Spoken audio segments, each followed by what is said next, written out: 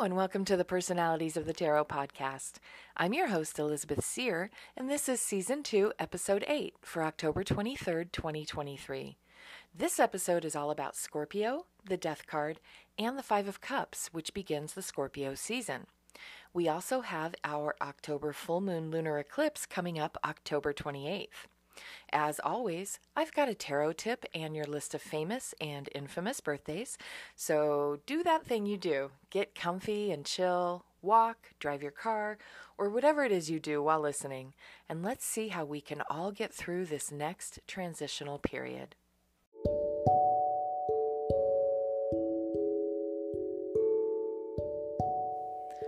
I'm going to continue what I began on my last episode and ask that you, dear listener, be a beacon and harbinger of peace in this world. If you believe in the power of prayer, or even the power of thought and the energy created from these things, please allow yourself to focus on peace throughout your day.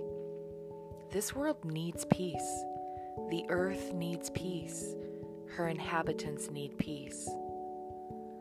What does peace mean to you? Please contemplate that. Pray for it if prayer is your thing. And just, please, be peace.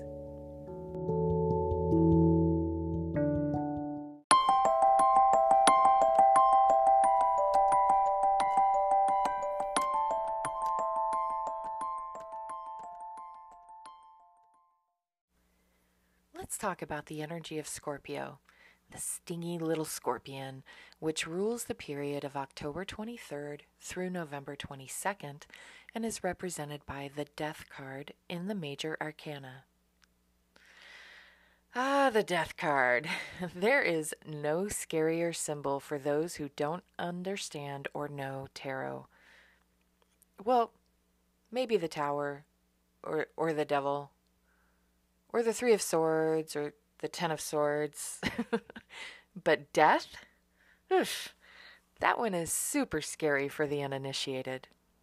First, before we understand the astrological personality associated with it, let's talk about the basic understanding of this symbol. Keywords I associate with the Death card include transition, ending, parting ways, completed chapter, elimination, rebirth, growing pains, fate, and basically, the inevitable. Change is unavoidable if we want to grow and progress. Basically, move on from where we're at. Cliche as it sounds, there is no growth in the comfort zone. Now, can the Death card represent an actual physical death? Absolutely. In my 25 years of working with the cards and thousands of readings, it's represented a physical death maybe, if I were to guess, 3, maybe 4% of the time. Most often, pulling the Death card represents unavoidable growth, even if that growth is disguised with discomfort and pain. I explain the Death card with an herpetological metaphor, because I like reptiles. When a snake or lizard grows, its skin becomes very dry. It covers their body from head to tail, even covering their eyes for a period of time, causing blindness and a need to figure out their surroundings using their other senses. Eventually, the discomfort and itch becomes so much that they begin scratching and rubbing themselves against wood and rocks, anything to get the skin off, which, once removed, reveals shiny, new, and temporarily more tender skin. But when you take a step back and look, you'll see there has been quite a bit of growth, sometimes by inches, depending on the animal and its age. This is not unlike going through the discomfort of death. Death of a relationship, death of a situation, a way of being, or even the death of someone you love. You fumble around, blindly, trying to figure out how to move around and on in the midst of discomfort, pain, and even darkness in your world. Eventually, you find a door that opens or find a way to let the light come through again. The dryness is removed from your eyes. You still feel tender, but you've grown and you're learning to live with and make use of this growth. Scorpios are naturally built for this. It doesn't mean they fully accept death, change, and endings, but they'll likely find themselves dealing with big changes in their lives from a very young age, significantly experiencing and connecting with feelings of loss throughout their lives.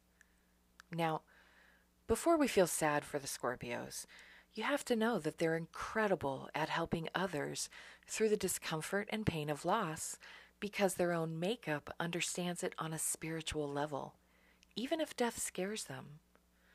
They eventually, after a time, express their growth in being open to new opportunities, sometimes even fully leaving their past behind them. They mull over their emotions a lot, like a lot. They need quite a bit of alone time, but they would do well to get out of their frequent emotional hibernation periods and just be among the people. The death of something opens up opportunities for creativity, which these water signs feed off of. Without creativity, their entire personality dries up. Now, if they manifest their shadow side, they may have an all-consuming fear of death, or they might deal with it in an inordinate amount of death. They might deal with an inordinate amount of death in their lifetime. When Scorpio and death are twisted, they're stagnant, uncreative, and unwilling to consider change and be open to the hope which comes with it. For everyone of all signs, the energy of this time during Scorpio is all about going through the inevitable transitions which are occurring in our earthly, emotional, and spiritual lives right now. Allow things to change instead of fighting them, and learn how to grow from this, becoming better, feeling better, and just being better. Comfort is good if you never plan to move from your spot in work, love, and life. But if you want more, if you want better for you, your loved ones, or this world, you have to move through the discomfort of leaving something old behind you while you grow into something new.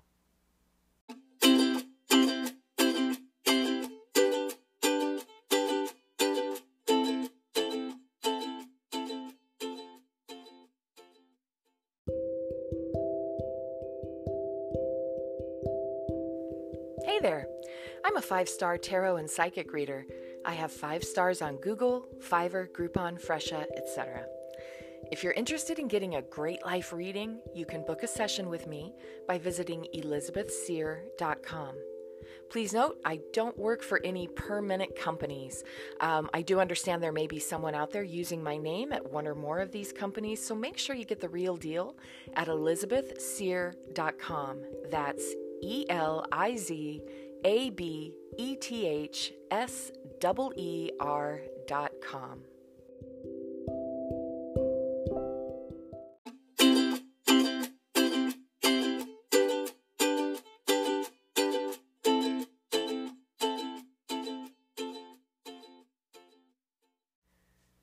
Every couple of weeks, the space rock orbiting our planet does something significant with new and full moons.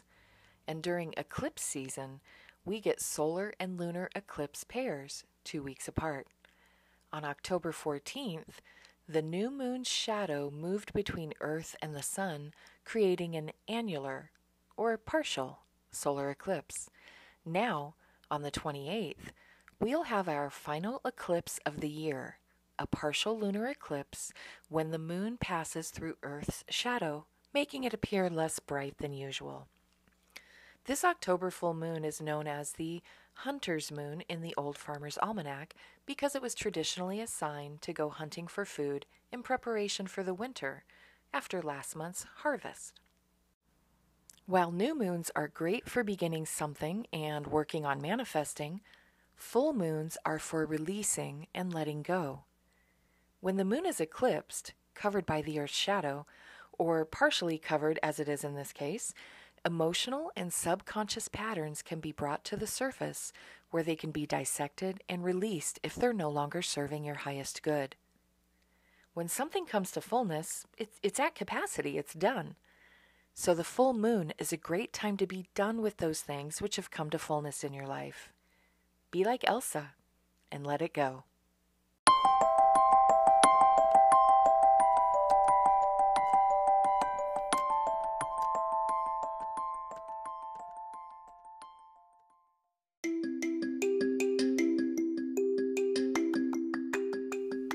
I normally post a video version of this podcast on YouTube within about 2 to 3 days of its release here.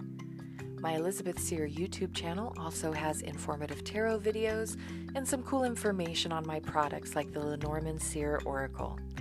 I also have TikTok and Instagram accounts, and I'll be back to adding regular content very soon. So pay a visit.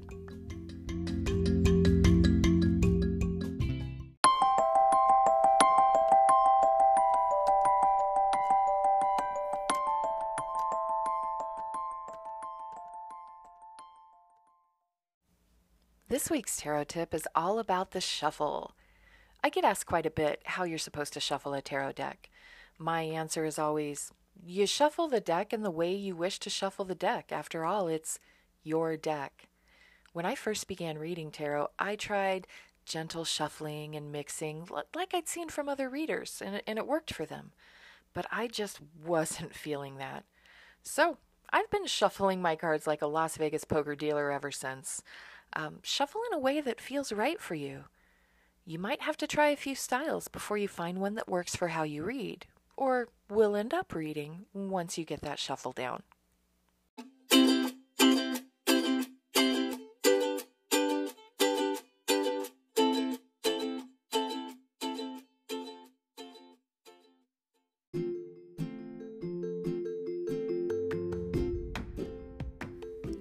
I don't just do psychic readings on this podcast.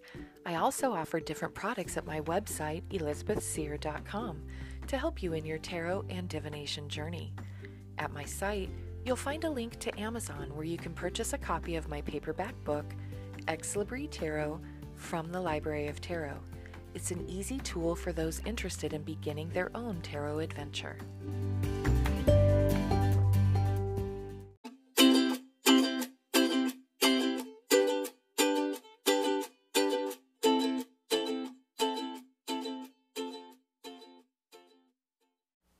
So we covered death, all of Scorpio. Now, if we narrow down the first third or decan of Scorpio, we'll find we're working with Five of Cups energy, October 23rd through November 1st. The 5, 6, and 7 of Cups are the numbered cards of Scorpio.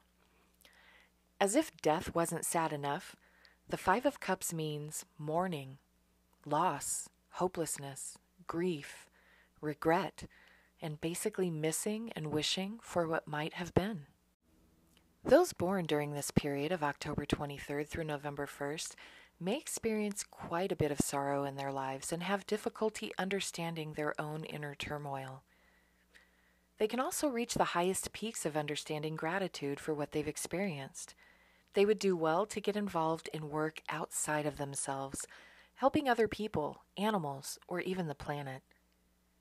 If they manifest their shadow side, they may experience exaggerated pessimism, anger, or depression with challenging situations. They can avoid this by learning to forgive, forgiving fully, truly, and unconditionally, which allows them to look ahead. They should also learn to let go of regret and don't lament the past. That energy has left you, it's gone, and you have no control over what's happened, only what is to be. For everyone of all signs during this time, you may find yourself watching something flow away from you. It may be something that you're invested in or thought you really wanted. In many traditional tarot decks, the 5 of Cups shows someone next to a river, head down, apparently weeping, with 5 cups at their feet, 3 of which have spilled.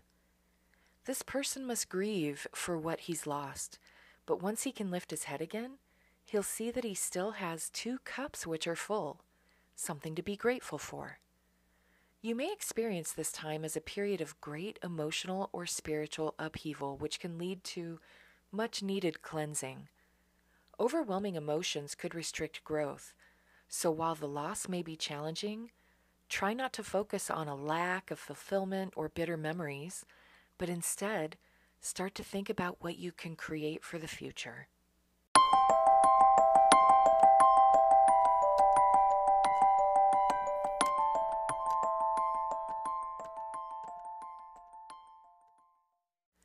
It's famous birthday time.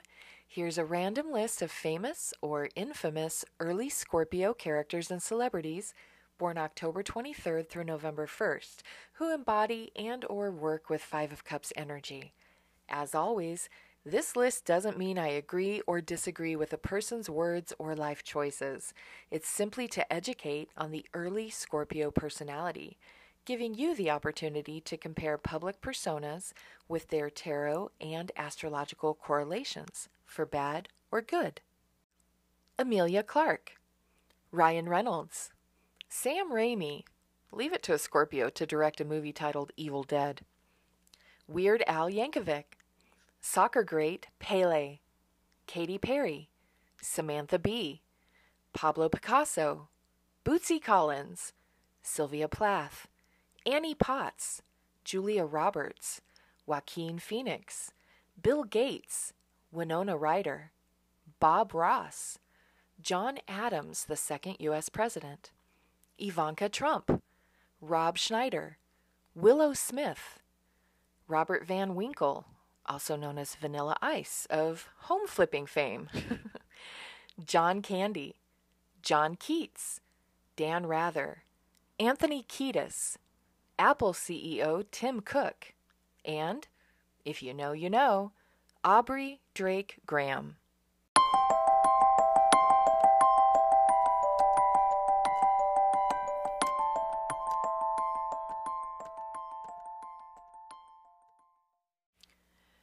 We're still in the time of the Knight of Cups, which reigns October 12th through November 11th and is the major part of the personality of those I just mentioned in the birthday segment. Go back to the last episode, Season 2, Number 7, to learn about those Knight of Cups vibes. Next time, we'll be talking about mid-Scorpio energy and the Six of Cups. I like to help others who are spiritually curious, so I'm not only a psychic medium and tarot reader, I'm an oracle and tarot creator too. Earlier this season, I made my Seer's Casting Tarot available. It's a system incorporating my favorite divination, like tarot and charm casting. I've put the 78 symbols of the tarot on 78 discs, and I've created a gridded board which you can use for standard tarot readings like past, present, and future, or you can use it for yes-no information. You can cast, as in close your eyes, stick your hand in the bag and grab a disc or handful and cast them onto the board, see where they land, and interpret them that way.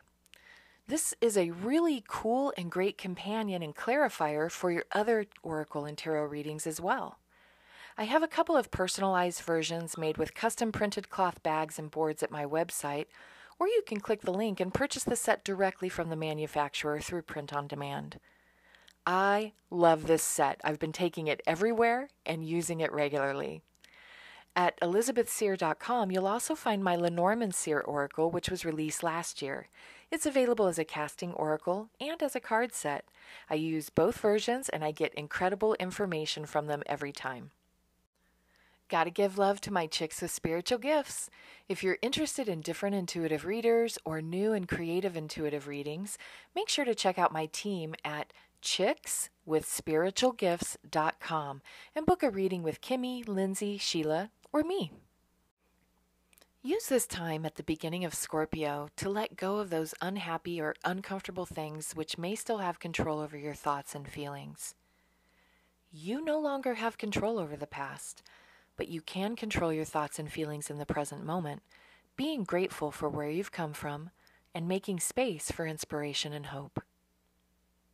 You've been listening to Elizabeth Seer, and I'm grateful for this time with you.